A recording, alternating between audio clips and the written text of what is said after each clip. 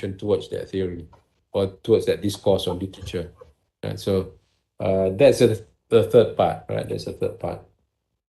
The fourth part is connected to the second part, which is correct all your minor and not so minor, messy looking errors and mistakes. There are a lot in here. So I might point out to some of them. Right. So now I will go through some parts, not all, some parts. Yeah. Here we start with the first one. Start with the first page there. Are you ready? Mohammed, you ready? Yes. Okay. You can hear me loud and clear, right? All right. Okay, the title, we begin with the title now. Begin with title. Interfaith Dialogue among Catholic Christians and Muslims in Manila. Among your dialogue partners, there were also non-Catholics, right? No. No? Okay. No. Yes. You have Mormons? Only You have Mormons. Yes. Protestants? Yes. Protestants? But not focused to Mormon. Just Catholic. We focus only just Catholic because Mormon participate in our interfaith dialogue. Okay. Did you use the findings from those data from the Mormons? Did you use them in the statements? No, Prof. No. Okay. How about the Protestants? No, process is the Manila process is very minority part. I understand that. Only 2 or 3 church in Manila. Okay. Protestant not participate in not all in any interfaith dialogue. Okay, I don't know all right. why. All right. So here we so your data is only between Catholics and Muslims then, yeah. Yes. Yeah, okay. I just want to make sure because last time I do remember in our conversations, or not sure when you're writing as well, you did have some others there. So okay, if you focus on that, so you make sure that your data is all completely Catholic, Christians, and Muslims, yeah. Yes. Okay, good. Uh, uh, all right. Now, okay. Then this we can skip about the title now. Let's look at some other parts. Um, move to the next page, Raji. Raji's helping out now. Okay, go. Next. It's good that you put next. Go down. It's good that you put April 2022. Yeah, you actually the cover page just now you put April 22, so that so we know, because I have a lot of your work, so it's good to do that. You go to the table of contents, page Roman numeral 3. This is the one. See you go up a bit. See the contents part there. So you have contents in a different form, a font. You have acknowledgement, capital letter. And then you have if you scroll down a bit, right? Okay. See the indentation. So you want to work on the right indentation. To make this one more presentable. So you can actually Tanis did a better table content. You might want to look at the one there. There should be spacing between one chapter to another chapter. So I should do that. Okay. All right. List of figures. The next one, Raja, go down. List of figures. the okay. You see the list of figures there? The first one you have figure number 2.1, figure number 5.1, figure 5.2, figure 5.3. So it's like, in here it looks good. When you print out, it looks different, right? You print out, this is how it looks like. You want to see that? You can see that? Okay. So make sure the printout looks like the one that is in your Word file, right? So sometimes when you print out, it doesn't look the same. So you gotta double check that, right? Go to the next one, page 8. All right, you have two IPA there. Page 8, yeah, you have two IPA there. So these are all things that you need to correct, right? Yeah, you have two IPA there. Why do you have two IPA? Interpretive phenomenological analysis, 1, 2 there, right?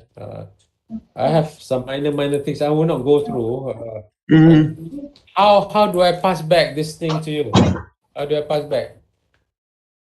Who do I pass this to so that I can ship it back to you? Do I pass this Mutadi? Muhammad, can you hear me? Yes, Prof. Yes. How do I give this to you? I do have comments in here. I won't. Okay. I'll Yes, give you. I'm coming to take them. What was it, Mutadi?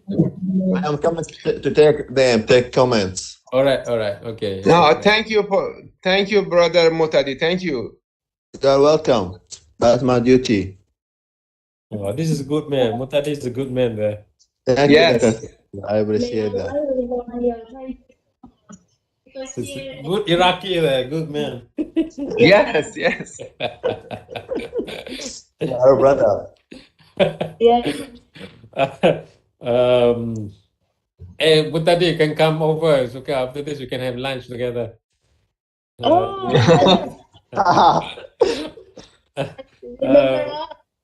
All right, your abstract, yeah, Muhammad, your abstract needs to be Yes. done after the revision of this draft.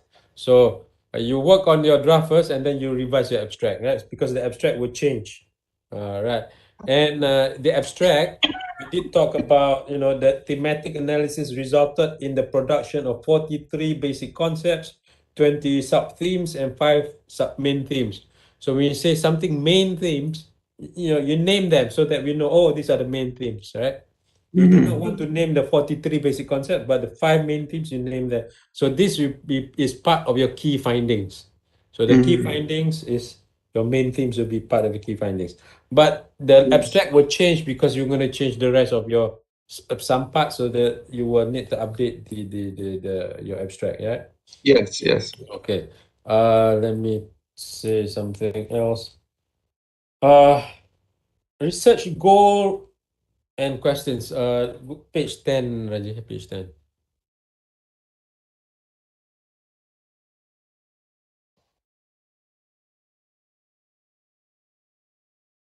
Yeah, page 10. Research goals and questions. So the word we use is not goals, we use is objectives, right? Research objectives and questions. Some call it aims and objectives, but call it objectives, be consistent objectives. Okay, go to the next page. You have goals, you have the objective, but there is no objectives. You have research questions, but you do not have research objectives. So you must include research objectives, right? And there's grammatical error there as well. We could look at question number 1. How leaders and followers of Christian and Muslim in Manila prepare for and guide interfaith dialogue sessions? How do leaders and followers of Christian and Muslim communities, you should add something there, not just or how do Christian and Muslim leaders and followers, you can bring it forward, then you don't have to add some more.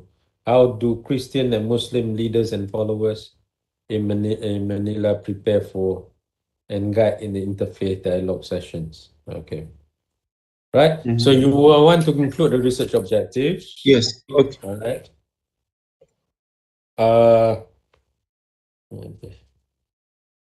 So a minor thing I won't comment, yeah. Okay. This I thought is in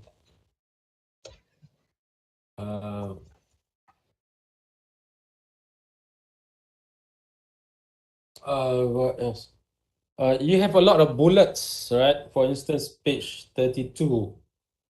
Scroll down page 32. 32, page 32. You have a lot of bullets and different types of bullets too. Yeah.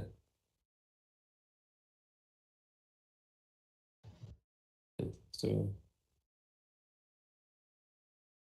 okay, you have all these bullets. So I noted down that you want to reduce or remove the use of bullet points. So you take the bullets out, and you have a lot of bullets, not just in this section, you have other sections, you have other bullets, and you have different shapes of the bullets. Sometimes you have this 3-dot bullet, Okay. sometimes Okay. Yes. sometimes you have the flower bullets and all that, right? So remove the bullets, right? Okay. Okay. Only on certain part you want to use it, go ahead. But generally speaking, avoid using the bullets. What you want to Yes. do is Okay. to turn the bullet points into paragraphs, combine the paragraphs.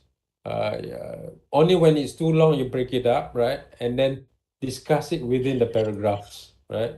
So maybe 2 or 3 bullets, you can make it into one paragraph, or one bullet, you can turn it into one paragraph, but remove the bullets. So it looks more like a thesis rather than some kind of report or some kind of proposal, right? So you want to make it look like a write-up, a writing, right? Like a thesis. So either you combine the bullets or you expand the bullet. Sometimes your bullet point is only one sentence. That's not good. So you want to expand them whenever necessary, whenever it's appropriate. You should expand them. Okay. Okay. I won't talk about the small things.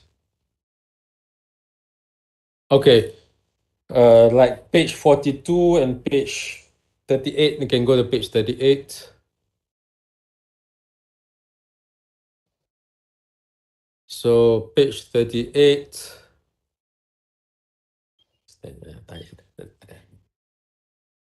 And all right, there's page 38 there. Historical development and identity of Christianity in Philippines. Okay. I jotted down there, I commented a brief discussion of historical development, because this is brief, right? You have like a couple of pages, three pages, four, 3 pages or something, Okay. Yes. right? Something like that. Yes. But if you expand it further, you don't have to use the word a brief discussion, right? If you do not have that, you have 2 or 3, I mean, because historical development of an identity of Christianity in Philippines, that alone, there's a lot, right, to talk about. So you know, what you have here is a brief discussion. Even though you have like 5 to 6, 7 pages, to me it is still kind of a brief discussion, because uh you know you're talking about historical development and identity of Christianity, in the Philippines. Yes. So it's a big thing. Now, that said, what you could also do is to say some perspectives, brief discussion on the perspectives of historical development and identity of Christianity. And I'm sure there's a lot of writing about the Christianity in the Philippines, right? They've been there for hundreds of years, right? And it's the the Spanish colonizers are very successful in that, but then there's also the church, which is a separate thing. So the Catholic Church is also very influential. It plays a different role. Sometimes it's not together with the what is it, the government or the colonizers. Sometimes it's together, not together. So that's a different story there. Okay. So same goes for the historical development and identity of Shia in Iran. Yeah, yeah, like two pages. I said, okay, that's too fast, man. The historical development identity of Shiite in Iran. There's a long story there. There's a very, very Yes. long story. And then beginning from the Prophet Muhammad's time, maybe, I don't know, it's a long, long time ago, right? The story of Ahlul Bayt, right? The Ahlul Bayt. Yes. So it goes back, during the Prophet Muhammad's time. So it goes, very back, 1,400 years ago. But then you talk about Iran. Iran has has empires and civilization before Islam. The Persian civilization is older than Yes. than Islam. So if you talk about historical development, and we talk about Iran, where it cannot be 2-3 pages. It's longer than 2-3 pages, right? So that's why I put in the word a brief discussion. But Yes. Okay. up to you. You want to use that word or not? But I thought you can expand it a bit more, because I was having conversations with Muhtadi as well. I learned a lot more about the Shiites, and it seems like the Shiites uh, uh, developed the Sufi, the Tasawwuf part uh, Yes. much more than the Sunnis, at least the openly. So the Shiites is much more open about the Tasawwuf, the Sufis part, than the Sunnis, right? So, and it has so many different sects and all that, different groups. That's it's fascinating. And about the Mahdi, the Imam Mahdi. So that's actually, which actually is part of the Shia identity as well. Okay. And part of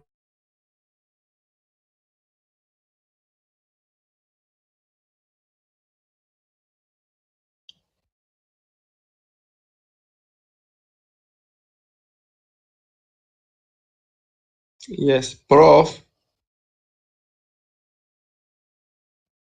Excuse me.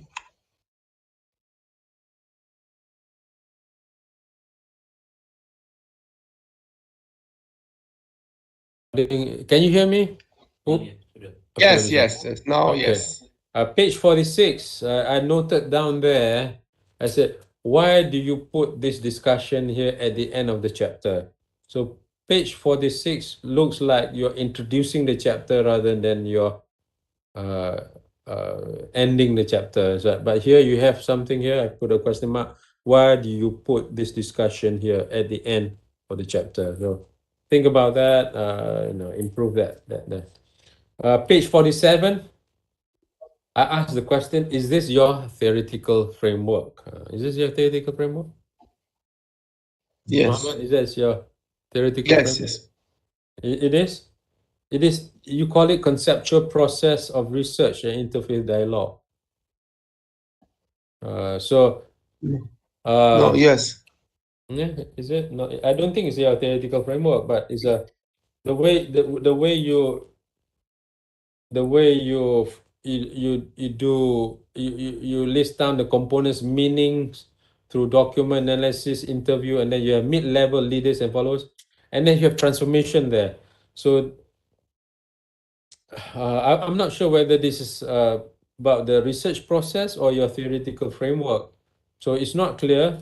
You must explain this visual, Yes. or Yes. Yes. change the Okay, visual. Prof. Okay. Excuse me. Excuse me. Okay, and you put the visual Okay. at the Excuse end. me. It's okay. Don't worry about. Sorry, that I'm giving you feedback. when you have a visual, you must explain it well, especially a visual of this magnitude of something big like this, right? So you want to have good explanation. So I'm not sure whether this is theoretical framework. It doesn't look like a complete theoretical framework, but it kind of look like a bit of it, but it looks more like a research process or a conceptual process of research. You're right there. Okay. Okay, now that's the end of chapter 2. Now we go to your chapter 3. Again, I'm not putting everything in here, yeah. I already told you about in chapter 3, page 50, and you go to page 50 there.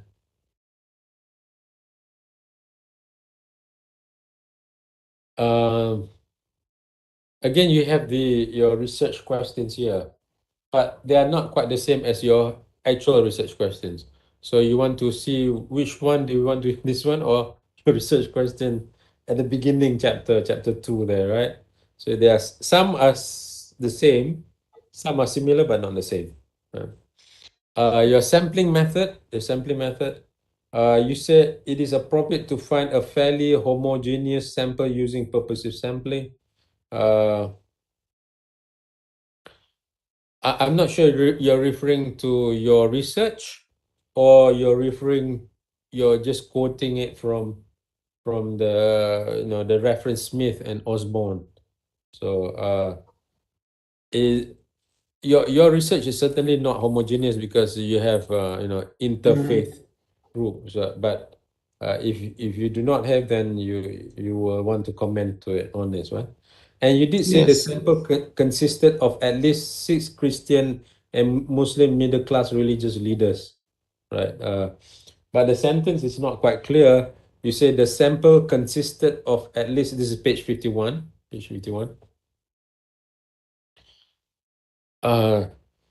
The sample, the second last line in this before data collection. There. Yeah, that's right.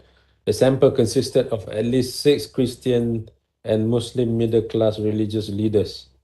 Right. It's not clear Yes. six in each religion or 6 in both religions.